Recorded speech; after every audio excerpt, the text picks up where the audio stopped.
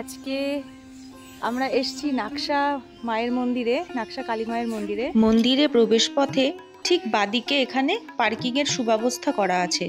সঙ্গে করে গাড়ি বা বাইক নিয়ে এলে এখানে সেটা পার্ক করার জায়গাও আছে। মায়ের মন্দিরে নিত্য পুজোরও ব্যবস্থা আছে। গরমকালের সময় হচ্ছে দুপুর 12টা থেকে সন্ধ্যা 6টা, আর শীতকালের সময়সূচি হচ্ছে দুপুর 12টা থেকে বিকাল 5টা পর্যন্ত। এই পাকুড় গাছের নিচেই একসময় সাধনা করতেন এই মন্দিরের প্রাণপুরুষ স্বপন সাধু। আর এই গাছটিতে জড়িয়ে থাকা একটি ঘট, যার সঙ্গে জড়িয়ে আছে অদ্ভুত এক বিশ্বাস।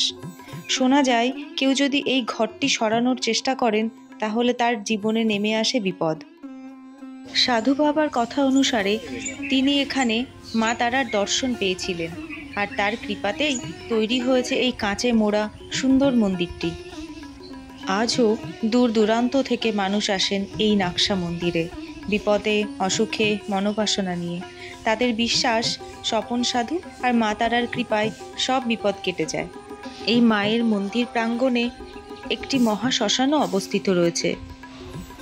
সমস্ত ভক্তগণের জন্য একটি বিশ্রাম কক্ষও এখানে আছে। আর ঠিক তার পাশ দিয়ে বয়ে চলেছে বিদ্যাধরী নদী, যেখানে এখনও জোয়ার ভাটা হয়। দুপুর 12টা পর্যন্ত ভাটা থাকে, তারপরে জোয়ারের দেখা মেলে। মায়ের প্রসাদ গ্রহণের জন্য কুপন কাটতে চাইলে দুপুর 12টার মধ্যেই কুপন কেটে নিতে হবে, এবং ঠিক পুজো শেষ হওয়ার পরে অর্থাৎ 1:30টার পরে মায়ের ভোগের প্রসাদ বিতরণ করা হয়। অবশেষে এই মন্দিরে আসার ঠিকানাটা একবার জানিয়ে রাখি।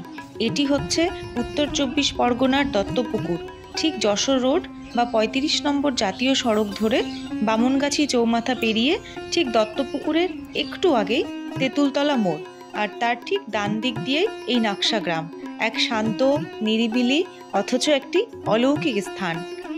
সবাই চাইলে ইচ্ছে করলে একটা দিনের মতন করে এসে এখানে আনন্দে কাটিয়ে যেতেই পারো।